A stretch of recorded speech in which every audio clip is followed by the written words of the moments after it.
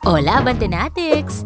Mariel Padilla nag-react sa lips to lips ni na Robin at Regine. Muling pinag-uusapan ng celebrity vlogger na si Mariel Padilla matapos itong mag-react at mag-share ng lumang video kung saan naghalikan sina Regine Velasquez at ang kanyang ka-love team na si Robin Padilla. Ang lumang video clip ay kuha sa isang concert ni Regine kung saan guest sa concert na ito ang kanyang leading man na si Senator Robin Padilla sa pelikulang Till I Met You na inilabas noong 2006. Kasama sa stage ng Asia Songbird ang senador noon nang kantahin niya ang Till I Met You na kapareho ng title ng movie nila. Magkahawak kamay ang dalawa sa kabuuan ng kanta at magkalapit pa ang mukha ng mga ito. May pagkakataon pa na humahalik ang aktor sa noo ng Asia Songbird na nagpakilig sa mga manonood.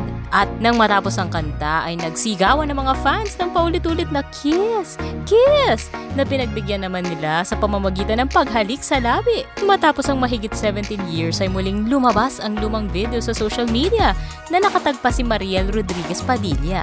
Pero hindi na imbierna at game lang ang dating host sa pag-react at pag-share ng video sa kanyang sariling Facebook account. Nilagyan pa ni Mariel ang post ng caption na, "Ang daming nagtag sa akin. Mas marami pa nagtag sa akin dito kaysa sa Ivy Drip. O ayan, masaya na kayo. Ako na nag-share. Happy? Happy na ba lahat?" At para makontento na raw ang mga nagtag sa kanya ay minabuti nito na itag na rin ang mister ni Regine Velasquez na si Ogie Alcacid. "Tag ko na din si Kuya Ogie Alcacid kasi dalawa kami tag nyo. Yehey!" Umabot na sa 116k ang reacts at mahigit 5k ang nag-comment sa post na ito na karamihan ay mga laughing emojis. Natuwa naman ang isang follower dahil sa pag-handle daw ni Mariel ng kanegahan. "I love it how you handle negativity. You always win. Happy at sobrang natawa ko. Yay! Tagtagan na. Nobody can put a bubbly, beautiful soul down. Keep going, Mariel." May natuwa rin sa kakulitan di umano ni Rodriguez at mayroong nagsabi na sa bandang huli rin si Mariel ang nagwagi.